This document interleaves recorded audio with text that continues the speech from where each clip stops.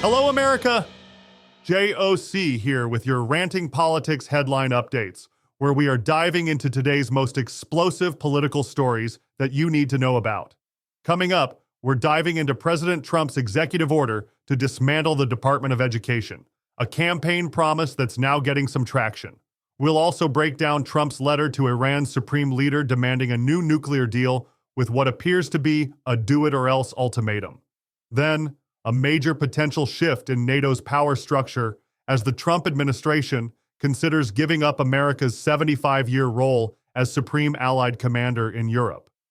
Plus, Greenpeace is taking a massive financial hit after a North Dakota jury ordered them to pay hundreds of millions in damages related to pipeline protests. And don't go anywhere.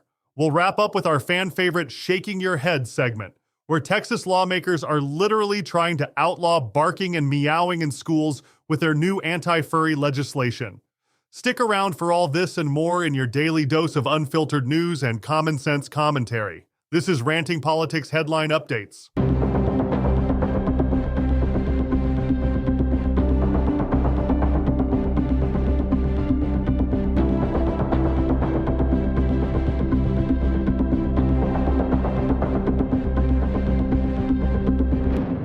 President Trump is wasting no time advancing one of his most significant campaign promises, the shuttering of the Department of Education.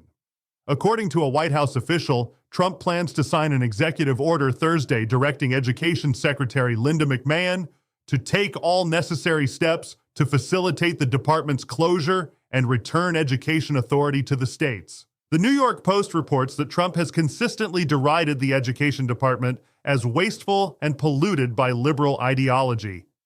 His administration has already begun dismantling the agency through significant layoffs and program cuts, slashing its workforce by half, and implementing deep cuts to the Office for Civil Rights and the Institute of Education Sciences.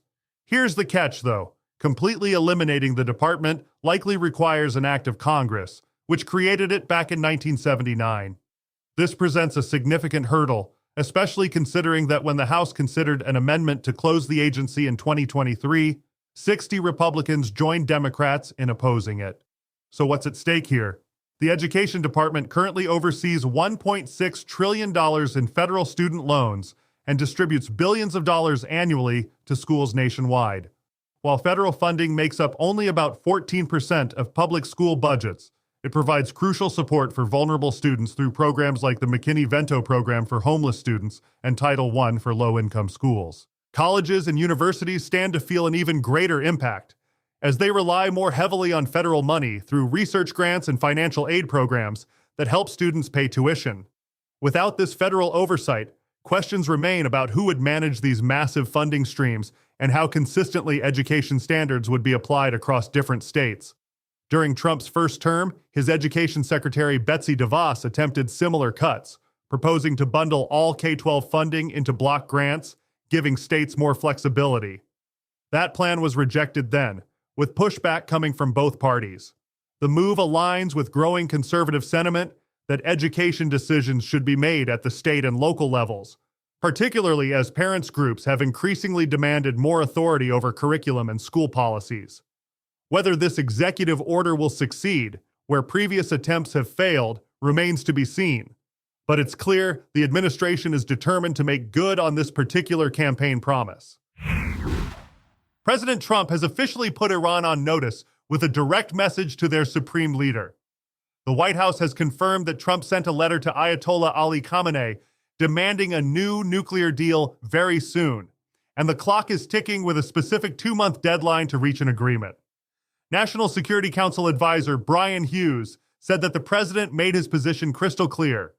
Resolve the dispute over Iran's nuclear program diplomatically and quickly, or there would be other ways to resolve the dispute.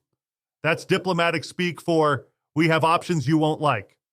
The letter was delivered through an interesting channel, handed to UAE President Mohammed bin Zayed by U.S. Special Envoy Steve Witkoff, who then passed it along to Iran. This backdoor diplomacy suggests Trump is leveraging regional allies to apply additional pressure on Tehran. Khamenei's initial response wasn't exactly enthusiastic. He dismissed the letter as a deception designed to portray Iran as uncooperative. However, Iran's UN mission later softened their tone, saying they might consider talks about potential militarization concerns while maintaining they won't dismantle what they call their peaceful nuclear program. This diplomatic push comes as Trump attempts to broker peace in both the Israel-Hamas war and Russia's conflict with Ukraine.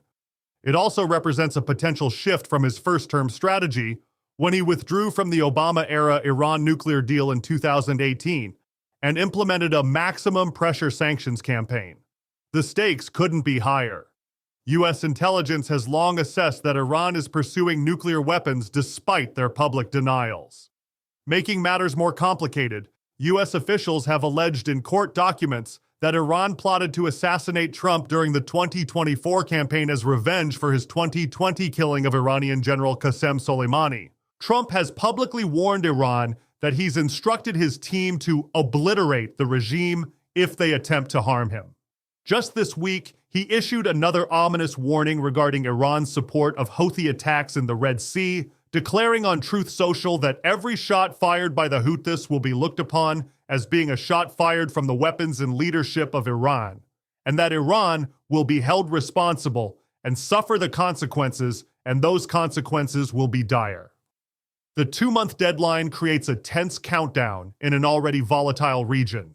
Whether this represents a genuine diplomatic opening or simply positions Trump to justify more aggressive actions later remains to be seen. Stay with us as we take a quick break to hear from our lead sponsor, whose support helps make this show possible. Hey, you brilliant inventors and creators. Have you crafted a product that's ready to break out from the digital world and hit the physical shelves?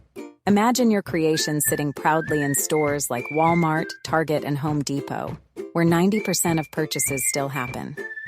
Well, it's time to turn that vision into reality with Product Fury. At Product Fury, we specialize in bridging the gap between online innovation and retail giants. In fact, we have secured millions of dollars of royalty deals for dozens of products at big box retail stores. Whether you're selling gadgets, home goods, or anything innovative, we're here to amplify your reach. Don't keep your product confined to the web. Visit www.productfury.ai today to submit your information for a free product evaluation. Let's get your products out of the internet cloud and into customer carts. Remember, that's productfury.ai. Make the leap from clicks to bricks and see your product thrive in the bustling aisles of major retailers. It's your time to shine on the big stage. Visit us now. For nearly 75 years, the United States has maintained a position of immense influence within NATO through an exclusive responsibility, having a 4-star American general serve as Supreme Allied Commander Europe, known as CESUR. This tradition began with none other than future President Dwight D. Eisenhower. But now, in a move that could fundamentally alter the power balance within the alliance, the Trump administration is considering relinquishing this role. According to NBC News, which reviewed Pentagon briefings and spoke with defense officials familiar with the planning, this potential change is part of a broader restructuring of U.S. military combatant commands and headquarters aimed at cutting costs. The current CESUR, Army General Chris Cavoli, has been overseeing support to Ukraine in its war against Russia, and his 3-year tour is set to end this summer. Retired Admiral James Stavridis, who served as CESUR from 2009 to 2013, called the potential move a political mistake of epic proportion. He warned, "We would lose an enormous amount of influence within NATO, and this would be seen correctly as probably the first step toward leaving the alliance altogether." The proposed restructuring, which could save approximately $270 million in its first year, about 0.03% of the Defense Department's $850 billion annual budget, aligns with the administration's broader cost-cutting initiatives and President Trump's consistent criticism of NATO members for not meeting defense spending thresholds. 5 of the military's 11 combatant commands could be consolidated under the plan. This includes potentially combining U.S. European Command with U.S. Africa Command, as well as merging U.S. Southern Command with U.S. Northern Command. Retired Army General Ben Hodges expressed concern that these moves appear motivated by cost-cutting rather than comprehensive military strategy. He warned that such restructuring could reduce American influence in Europe and limit U.S. access to key naval and air bases in countries like Italy, Germany, Poland, and Spain. The timing of this potential shift is particularly significant given ongoing tensions with Russia and continued NATO support for Ukraine. If the U.S. does give up the c'est-sûr position, other NATO nations would likely have to choose among themselves which country would put forward the commander, creating a potentially contentious selection process and a dramatic symbolic shift in the alliance that has defined European security since World War II. Congress could still intervene using its power of the purse should members oppose aspects of this initiative. Whether this restructuring represents a strategic realignment or simply budgetary pragmatism, it signals the administration's determination to reshape America's global military footprint and NATO commitments. A North Dakota jury has delivered a devastating financial blow to Greenpeace, finding the environmental organization liable for defamation and other claims related to protests against the Dakota Access Pipeline. The 9-person jury awarded Dallas-based Energy Transfer and its subsidiary Dakota Access hundreds of millions of dollars in damages, a decision that could have far-reaching implications for environmental activism in America. The lawsuit, which has been years in the making, accused Netherlands-based Greenpeace International, Greenpeace USA, and their funding arm Greenpeace Fund Inc. of multiple offenses including defamation, trespass, nuisance, and civil conspiracy related to the 2016 and 2017 protests. During opening statements, plaintiff's attorney Trey Cox alleged that Greenpeace orchestrated a coordinated scheme to halt the pipeline's construction. Cox claimed the organization paid outside protesters to come to the area, sent blockade supplies, organized protester trainings, and made false statements about the project in an attempt to stop it. The pipeline has been particularly controversial because of its Missouri River crossing upstream of the Standing Rock Sioux Tribe's reservation. For years, the tribe has opposed the line as a potential risk to their water supply. Despite these concerns, the multi-state pipeline has been transporting oil since mid-2017. Attorneys for the Greenpeace entities have consistently maintained there is no evidence to support these claims. They argue that Greenpeace employees had minimal involvement in the protests, and that the organizations had nothing to do with Energy Transfer's construction delays or refinancing issues. Greenpeace representatives have framed this lawsuit as a critical test of First Amendment free speech and protest rights, warning that the verdict could threaten the organization's very existence. A spokesperson for Energy Transfer previously countered that the lawsuit was about Greenpeace not following the law, not about free speech. The staggering financial penalty raises serious questions about the future of environmental protest in America, and whether organizations can be held financially liable for actions taken by protesters associated with their causes. This verdict could set a precedent that reshapes how environmental advocacy organizations operate in the United States for years to come. My friends, if you're enjoying the insights and the independent ethos we're dishing out here at Ranting Politics, don't be a stranger. Jump into the lively conversation on X. Give us a follow at RantingRP or check us out at rantingpolitics.com and subscribe to our newsletter or stop over to our all-new YouTube channel. We're always buzzing about the next big headline and love to see your takes on the fiasco that is politics. And while you've got that phone handy, come on, I know it's in your reach. Do us a solid and tap that like and follow button on your podcast feed. Your support doesn't just boost our reach, it keeps real independent thought in the game against those giant media machines. We're also on all your favorite podcast platforms, from Apple Podcasts to Spotify and now Alexa. Hit that subscribe button for regular updates chock full of unfiltered analysis and all the news that's fit to rant about. And now it's time for our fan favorite Shaking Your Head segment, where we explore the more bewildering corners of American politics. Today, we're looking at Texas, where lawmakers are taking aim at what they perceive as a growing menace in public schools: students who identify as furries.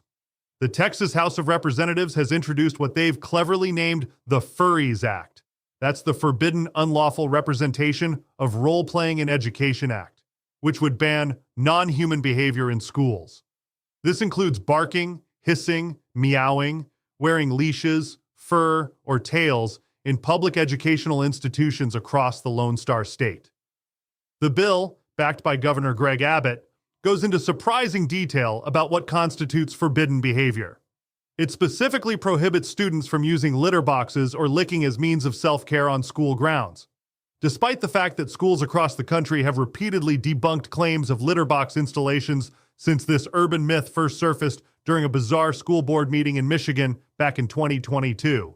Republican State Representative Stan Gerdes, the patron of the bill, didn't mince words about his intentions, posting on social media, "No distractions, no theatrics, just education."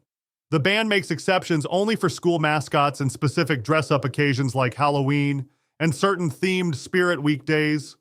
Governor Abbott has even referenced the bill during a meeting with pastors in Austin as justification for his long-fought battle for private school choice vouchers. Abbott argued that parents should have the right to move their children to schools of their choice if they're being distracted by furries, instead of learning reading, writing, math, and science. Gerdes anticipates what he calls the full furry vengeance to descend upon the state capitol when hearings for the bill eventually take place. No hearing dates have been set yet, but one thing's for certain. This unusual legislative priority has certainly gotten people talking, whether they're barking mad about it or purring with approval. This bill represents yet another front in the culture wars being waged in America's public schools, with Texas lawmakers apparently determined to ensure students behave only in species-appropriate ways during school hours. And that wraps up today's episode of Ranting Politics Headline Updates. What a day in the news cycle, folks. We've covered President Trump's bold move to shut down the Department of Education through executive order, his diplomatic ultimatum to Iran demanding a new nuclear deal with a strict 2-month deadline, and the administration's consideration of a historic NATO command restructuring that could fundamentally alter our 75-year relationship with European allies.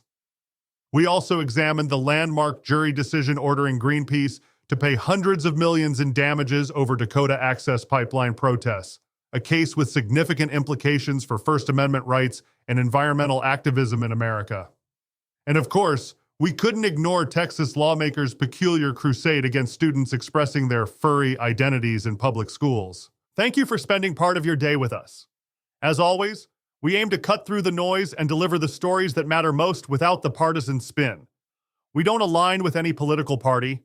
We align with you, the American citizen. For more unfiltered takes on today's biggest headlines, follow us on X at RantingRP. You can also find us on YouTube, Spotify, iHeartRadio, Apple Podcasts, and at rantingpolitics.com, where we are posting our in-depth topic-relevant deep thinks. This is JOC, signing off, and thank you, our loyal listeners, for choosing Ranting Politics Headline Updates. We'll be back soon with the updates you need to navigate these interesting times. Until then, stay tuned, stay informed, and as always, stay free. Is your home's landscaping, exterior style, or outdoor space ready for a transformation? Whether you're lakeside or curbside, make the most of your property with Garden and Grow Design, your premier digital landscape designers.